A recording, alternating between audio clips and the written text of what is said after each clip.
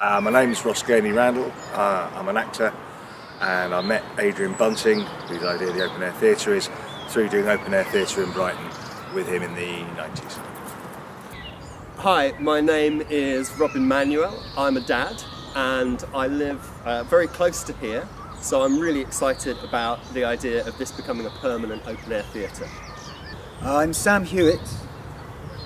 I'm here because I want this to be an open air theatre. I used to do the Shakespeare, and my local was Leconfield Arms, just down the road.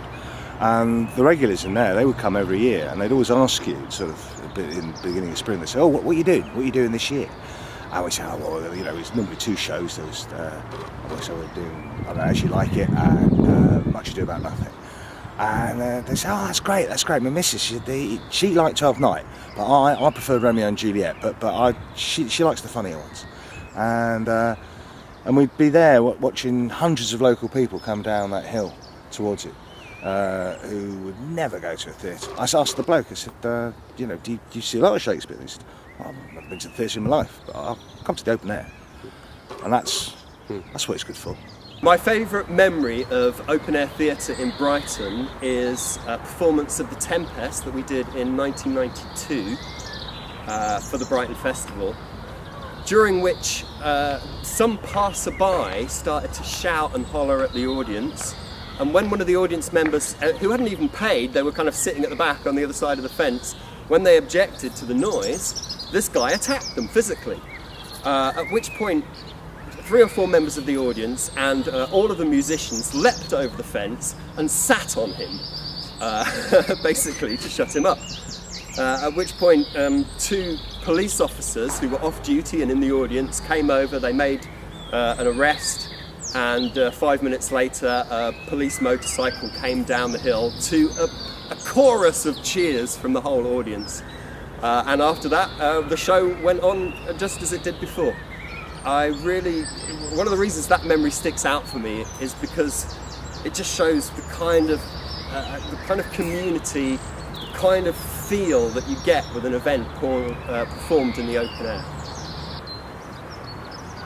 It was in Lewes, actually. Okay. But it was a production that started in Brighton. It was Midsummer Night's Dream.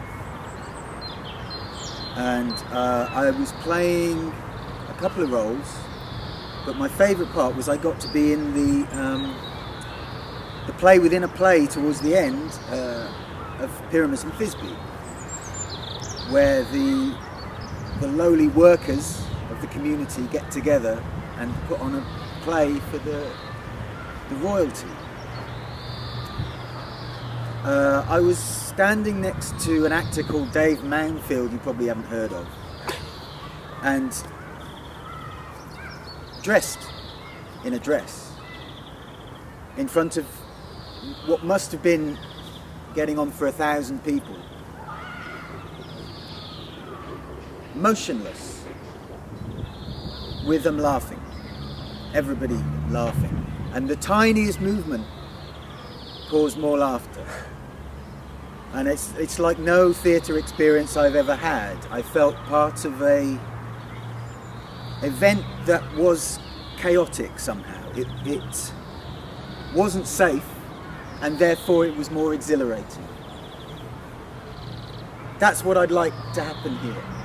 The most important reason for me is I'd like young people in Brighton to have the opportunity we had 20 years ago, just to have a go at the great playwrights in front of a big audience in Brighton, because that's what the open air provides. Open air theatre provides access to an event, not just a show, to the great writers, and gives a chance for people just to see if they enjoy acting or if they enjoy watching.